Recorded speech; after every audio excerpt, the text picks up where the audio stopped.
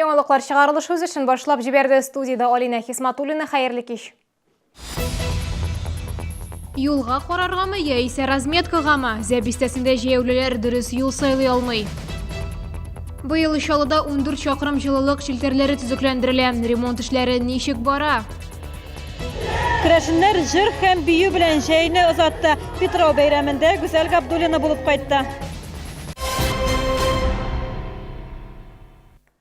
Ходи Такташ урамында капиталь ремонт кысаларында яңа җәяүле юлы барлыкка килде. Тик шәһәрдәшләр аның буенча түгел, күнегелгән сукмактан йөри. Сәбәбе зебраны тротуардан ерак сызганнар. Ни өчен Мәрьям Файрушина ачыклады.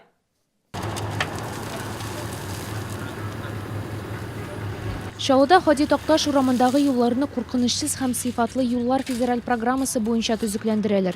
Машина йөртүчеләр һәм җәяүлеләр фикеренчә, бу юлларга ремонт күптәннән кирәк иде. Шәһәрдәшләр канәгать, әмма бер сорау ризасызлык тудыра. Ни өчен зебраны тротуардан читтә ясаганнар? Я не поняла сначала, потому что на самом деле в огороде целыми неделями будет неудобно. Откуда знать? Они сами знают уже, профессионалы. Очень далеко и очень неудобно. Инфраструктура находится там, все вот магазины, неудобно обходить.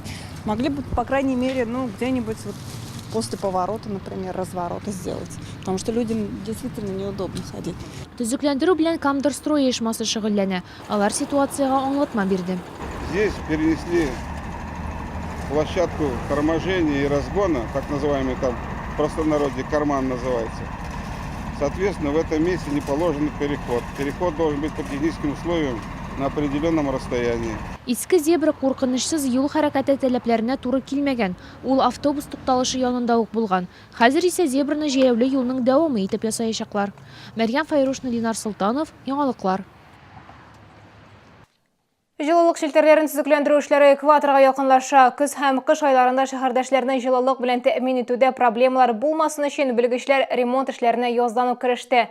Төзекләндерү вакытында исә 14 чакрым җылылык челтәрләрен яңарту каралган. 52-нче комплекс тирәсендә 320 җылылык челтәрләрен төзекләндерәләр. Объектка 35 елдан артык. Биредә шул дәвердә 20дән артык зыян килгән урын бар. Реконструкция узганнан соң әлеге җылылык челтәренә яңа микрорайоннарда кушылачак. Мы здесь производим замену теплотрассы диаметром 800 на 1000 мм ППУ изоляции. Почему мы здесь увеличим диаметр? Кстати, надо сказать, что эта теплотрасса обеспечит теплоснабжение не только в восточной части города, но и за тех жилых микрорайонов, которые находятся за проспектом Яшлек. И при этом мы увеличим диаметр с 800 мм до 1000 мм именно для того, чтобы обеспечить всех потребителей, всех застройщиков, которые планируют строить за проспектом Яшлек. Капиталь ремонт кысаларында турбаларны заманчага алмаштыралар. Материалларны җиткерү буенча вопрослары юк, пока китереп торалар, бөтенесе бар. Хәзерге вакытта яңа технология буенча ничек әйтергә, тимер трубалар полиуретан изоляцияда бара, җылылыкны саклау буенча. Эш тәртибе башта тимер трубалар сварка белән таштырыла.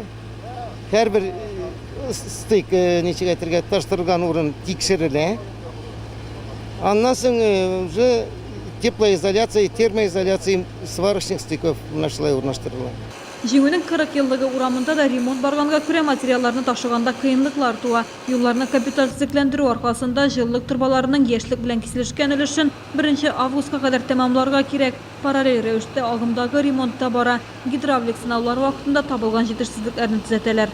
По второму этапу у нас общее количество повреждений, к сожалению, получилось 41 повреждение. В прошлом году было 37, как мы видим, что немножко есть небольшой рост.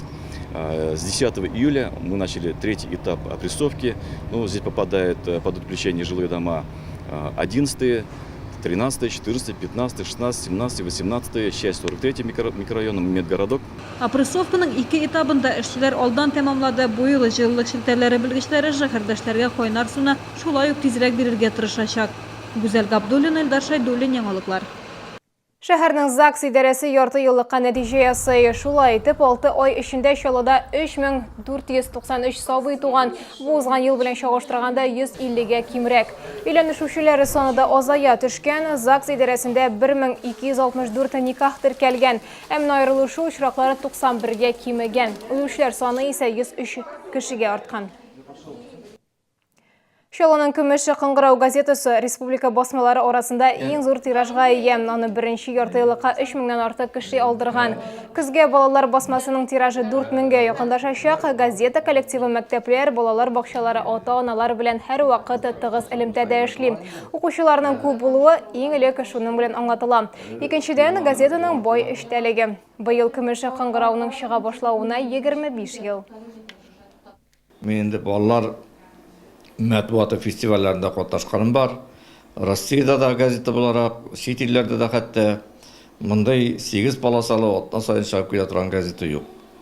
Ул бик бай эштәлекле. Укучылар өчен дә, әтиләр өчен дә, укытучылар өчен дә монда күңелләренә теләгән бик күп әйберләрне табырга була. Шуңа күрә безнең тырыш коллективның барыбызның да зур уңышы дип уйлыйм мин. Шолода Петрау бәйрәме үтте, быел ул җиңү паркында узды. Оештыручылары бу концерт түгел, бәйрәм дип алдан ук кисәтте. Шуңа күрә биергә килүчеләр тик кенә утырмады. Күңелле җырлар һәм такмаклар астында рәхәтләнеп биеде. Петрау хәзер керәшеннәр бәйрәме генә түгел, чарага башка милләт вәкилләре дә бик теләп йөри.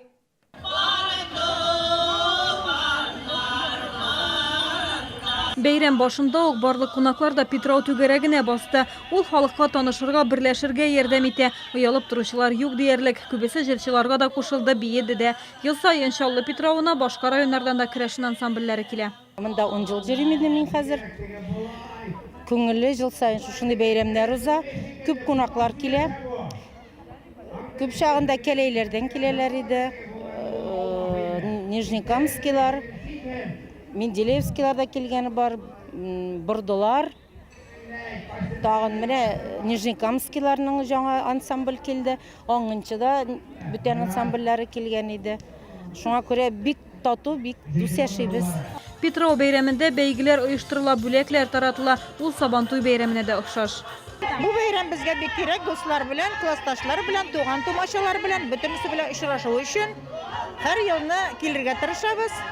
Җал булмаганда җалларга туктап килергә тырышабыз. Әле беренче мәртәбә килдем бу бәйрәмгә. Бер дә булганым юк, бик ошый, менә карап торабыз.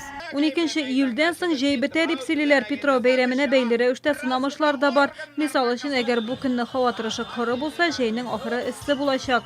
Петрауга чаклы үлән җырга, Петраусның тамыр җырга дигәннәр. Петраусның җиләк җыра чалары без үскәндә. Хәзер инде июньнең 15-ндә җиләк җыялар, Петрауга җиләк калмый. Петрау булгаштан күк кышкырмый, җәй бетә дигән сүз инде сандугачлар сайрамый. Винникләр бәйлеләр диләр инде, шул башкача берәр дә белмим мин. Дәвалы үләннәр җыярга яратучыларга ашыгырга киңәш итәләр. 12 июльдән бер атна дәвамында үләннәр һәм себеркеләр әзерләргә мөмкин. Аннары аларның шифасы тамырга китә. Гүзәл Габдуллина, Ленар Султанов, Яңалыклар. Бу сезгә ишкерәсе соңгы мәгълүматы без иде. Мин Алина Хисматуллина сезнең белән сау булашам. Күрешкәнгә тикле.